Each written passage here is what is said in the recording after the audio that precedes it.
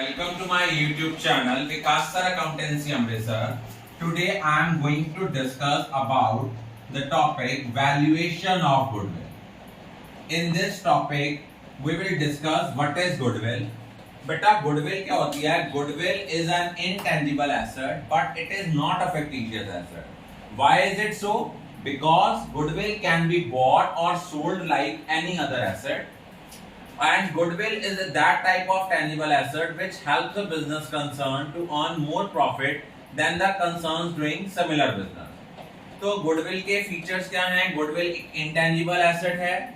Goodwill it works day and night for the success of an organization. Basically जो goodwill है ये दो तरह की है. One is purchased goodwill, another one is self-generated goodwill. But as per accounting standard 26. Only purchased goodwill is to be recorded in the books of accounts because accounting standard states that goodwill is to be recorded in the books of accounts only if money or money's worth is paid for it. Next, we are going to discuss about methods of valuation of goodwill. Methods of valuation of goodwill is first method is average profit method. Under average profit method there are further two methods. One is valuation of goodwill, one method is average profit. Here there are two methods, one is simple average, other is weighted average. बेटा simple average profit method में हम क्या करते हैं, इसमें हम goodwill को calculate करते हैं average profit into number of year purchase.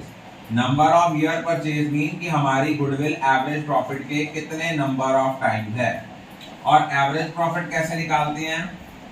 Some of last years profits divided by number of years. और अगर किसी साल के प्रॉफिट में कोई एबनॉर्मल गेन इंक्लूड है उसका इफेक्ट खत्म करने के लिए हम उसको माइनस करेंगे.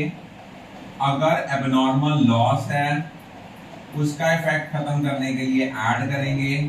अगर मान लो किसी साल के प्रॉफिट में लिखा हुआ है over valuation of closing stock, profit inflated होगा तो माइनस करेंगे. अगर आपका over valuation of opening stock होगा उसको प्लस करेंगे. अगर हमारा under valuation of closing stock होगा तो प्लस करेंगे. Under valuation of opening stock होगा तो हम इसको माइनस करेंगे. ये एडजस्टमेंट्स हैं. और अगर आपको पार्टनर की रेम्यूनरेशन दी है तो पार्टनर्स की रेम्यूनरेशन भी हम माइनस करेंगे. तब क्योंकि एबनॉर्मैलिटीज को एक्सक्लूड करके हम लोग जो है वो एवरेज प्रॉफिट निकालेंगे. अगर मान लो आपने कोई एडमिसिबल एक्सपेंस है वो पे किया है लेकिन चार्ज नहीं किया उसको भी माइनस करेंगे. लेकिन वेटेड एवरेज मेथड के अंदर क्या करेंगे, गुडविल का निकालने का फॉर्मूला होता है weighted average profit into number of years purchase. और वेटेड एवरेज कैसे निकलेगी? वेटेड एवरेज निकलेगी, मान लो आपको ईयर्स दिए हैं, एडजस्टेड प्रॉफिट्स हैं, वेट दिया है, तो पहले आपने वेटेड प्रॉफिट्स निकालने हैं इन दोनों को मल्टीप्लाई करके. जो इसका टोटल आएगा वो आ गया. वेटेड एवरेज कैसे निकलती है?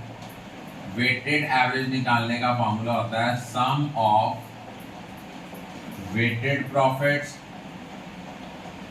Divided by sum of weights. अब external examiner usually paper viva में क्वेश्चन पूछता है या पेपर में वन मार्क क्वेश्चन आ जाता है, why weighted average method is considered to be more appropriate, because it gives more weightage to the current years profit as comparative to the initial years. तो ये दो मेथड हैं. पहले आज के दिन में हम ये दो मेथड्स करेंगे. नो डाउट गुडविल जो है हमारा आगे जितने भी फर्दर चैप्टर्स आएंगे उनमें एक छोटा सा पार्ट है, लेकिन उससे पहले हमें गुडविल का जो कंसेप्ट है वो क्लियर होना बहुत जरूरी है। I think all of you are clear about it. Thank you.